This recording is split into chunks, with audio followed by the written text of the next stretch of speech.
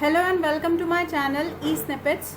I am Dr. Suruchi Tiwari and I am going to present a lecture series on anthropology optional for UPPSC examinations. The first lecture series in this series is Anthropology, Meaning, Scope and Development, which is the first topic in the UPPSC syllabus for anthropology optional. Now let us first discuss about the subject anthropology, that what exactly anthropology is.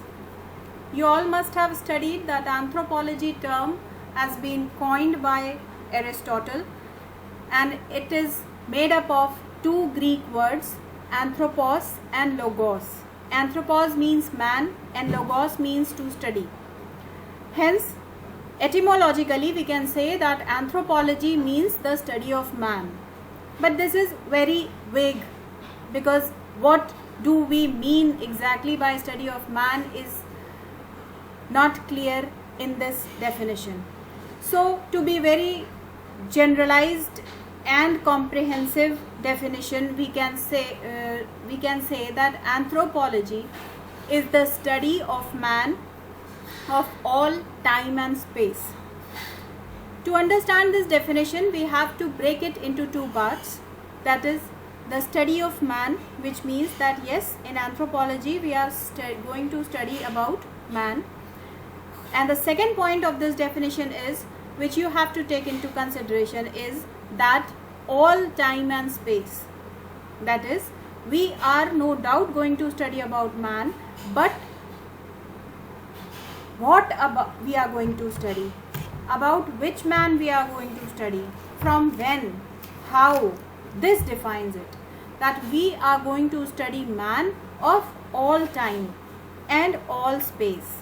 The term time over here specifically means the stages of development of man in the process of evolution during different periods of time, which we are going to cover over here. And the term space exactly means that the man living on any corner of the globe, either being a very remote village to the metropolitan city, from a very small island to the mainlands of America, and we are going to study everything about man since its origin to the contemporary times. Now, via the purpose of telling about this definition was that anthropology subject studies man in its totality. Now, what exactly do we mean about totality? The term totality means that we consider all the aspects related to man in the study of anthropology.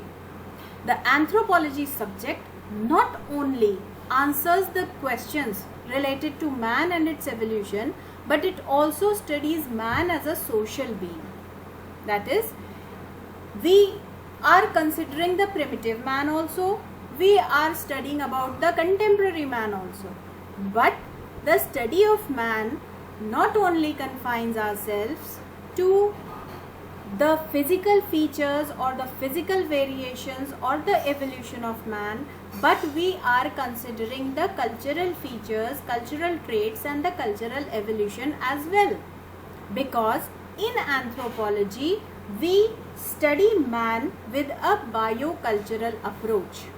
Now, what do we mean by biocultural approach? Biocultural approach means that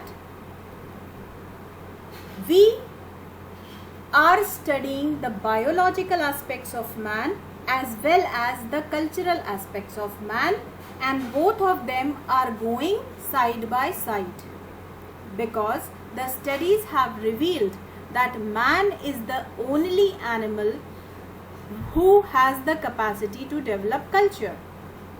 Why? Why is it so? It is so because of the basic biological threshold which is present in the human beings. Basic 5 biological basic features are there in the human beings which are responsible for the development of culture. And the development of culture ultimately gave us a society. So in anthropology, we study the social as well as physical and cultural aspects of man and the society in which man is living. Now, let us discuss about the relationship of anthropology with social sciences. The relationship of anthropology with social sciences like history, sociology, psychology, economics, political science is very deep. These social sciences also study about man, and anthropology also studies man. The first similarity, but there are lots of differences. What are the differences? The main difference being that the history confines itself to the past cultures. Sociology confines itself to the social institutions. Political science confines itself to the political behavior of man. And similarly, psychology also confines itself to the behavioral aspect of man. But in anthropology, there are no fixed boundaries. We study the past of the man, we study the social institutions of man, we study the economic aspect, political aspect, cultural aspect, behavioral aspect, and every small thing that is related to man. Not only in the contemporary societies, but also in the primitive societies or the past cultures.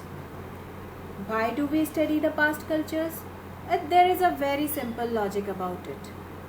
If you want to know about a particular phenomena, then you have to explore its past. If you want to know that why this particular trait developed, then you have to look for the past. That what were the features, what were the characteristics, what were the conditions which were responsible for the development of this particular trait. So anthropology follows a comparative approach in which we study the primitive cultures, the past cultures, and then we try to find out the reasons or the developmental pattern or the evolution or the diffusion of traits in the present society.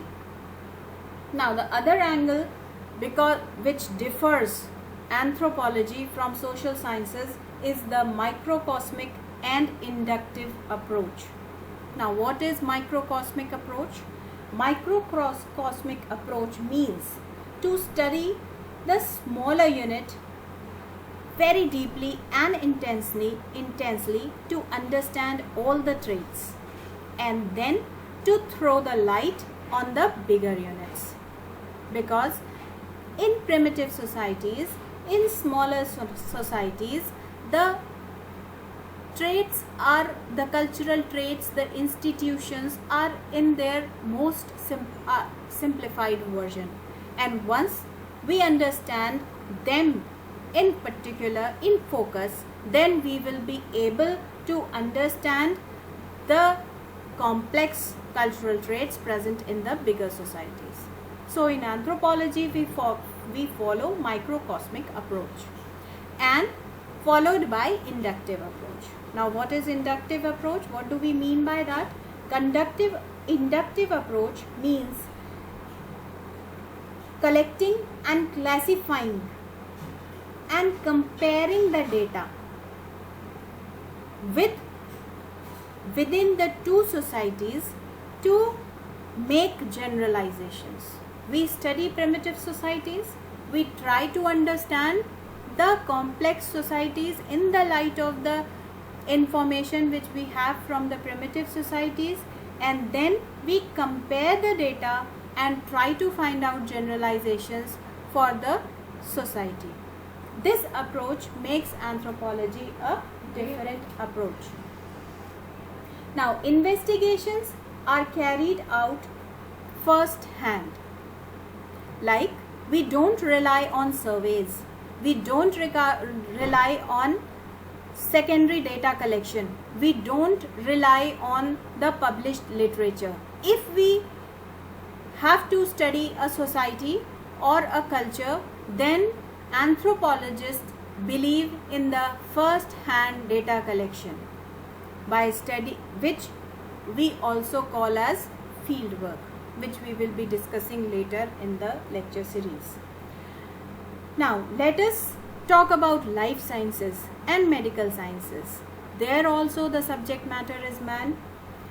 In physical anthropology, which is a branch of anthropology, we study human evolution and human variation, which now includes the genetics and serology and n number of modern medical techniques. But then how is physical anthropology different from life sciences and medical sciences? There is a very basic difference between the two. It is that in physical anthropology we follow biocultural approach. That is, if there is a disease, then the student of a life science or a medical science will give you the symptoms. They will provide you with the causal agent. They will provide you with the treatment. But anthropologists, physical anthropologists, explores that disease, the causes of that disease which are embedded in the culture itself. Like, let me give you the example of a very contemporary example, that is of corona. We all know that corona is caused by a particular virus, coronavirus. Now the life sciences and medical science people are involved in listing the symptoms and trying to find out the treatment and the vaccines. But what we are implementing in our daily lives to protect ourselves from the virus is embedded in our behavioral practices. We are following the old traditional cultural practice of doing namaste in spite of shaking hands. We are maintaining social difference. We are wearing mask. This is also a behavioral change. So by using and doing these behavioral changes, we are protecting ourselves from the coronavirus in the lack of medical treatment in the present condition. So here comes the role of physical anthropologists, that what are the cultural changes, cultural traits which are responsible for the communication of the virus. How can you control through your behavior? This is what physical anthropologist tells.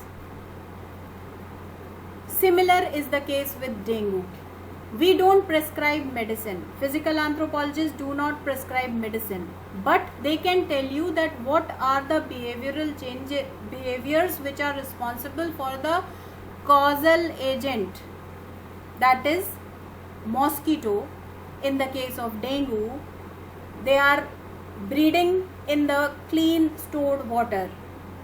After the summers, people are not cleaning their coolers, the water is stagnant, the mosquito is breeding over there, and because of which large quantity they are increasing their number and the chances of infection is increasing. So physical anthropologist will give you a cultural remedy in spite of giving you a medicine for your protection for a particular disease. So the basic difference between physical anthropology and life sciences and medical sciences, that in spite of the fact that both studies man, but the physical anthropologist studies man's anatomy and physiology in relation to within the background of the cultural context, while the life sciences and medical sciences confine themselves to the physical aspects of man. So in this lecture, thank you very much. Thank you for being patient and listening to me. If you like the lecture and the concept which has been discussed, please like and subscribe my channel, and in the next lecture series we will be discussing about the branches of anthropology. Thank you.